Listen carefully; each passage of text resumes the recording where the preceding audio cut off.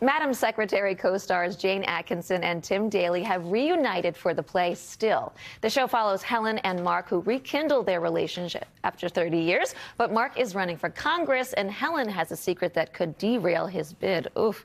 Tim and Jayne are here to tell us all about it. Welcome, both of you. Oh, thank you for having us. Thank you for having me. Yes, congratulations. The show just got extended. That's always such a positive thing, a blessing, I would say.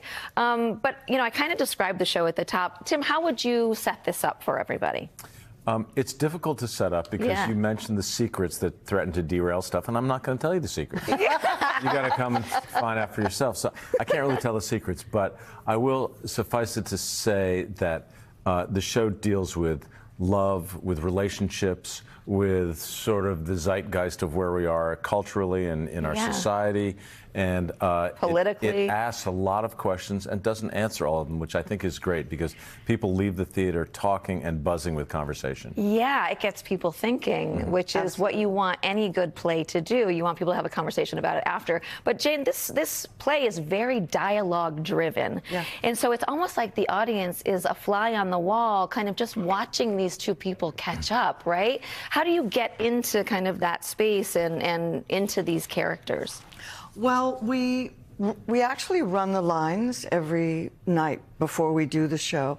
And the whole show? No, just the first act. Because just the first act. But the dialogue really lends itself to being the fly on the wall that you're going to be as you're watching the play, because, you know, if you put yourself in the situation of not having seen someone who I consider was the love of Helen's life, that energy just invites this kind of intimacy. And I also think doing television actually helps that as well. Because that's an intimate thing, That's too. right. That's right. It's like doing a show for 100 voyeurs. Letting them look through the peephole at this very private and intimate moment in their lives. And I always talk to young actors about what makes you lean in. Right? So what makes an audience lean in? And I think the way that we are talking to each other, and Leah's amazing, wonderful dialogue, and that sparkle that you can feel, and the sounds and the beautiful set, it all makes you want to be part of you want to like, oh, what are they talking about? What are they doing? But you know, I know this play takes place in one night, right? And I'm just curious if you guys, like you said, after the show, people are talking about it, they're having conversations. Do you guys, have you thought about maybe what happens to them after this one night? Do you have a common thread of, we've decided that this is what happens?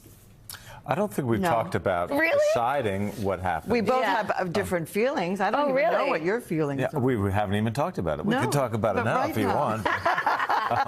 But I think that I always sort of err on the side of hopefulness, and I think that there is hope in this show, not only for their relationship, but for a lot of the things they're talking about. Even though it's difficult and tough and sometimes very sad.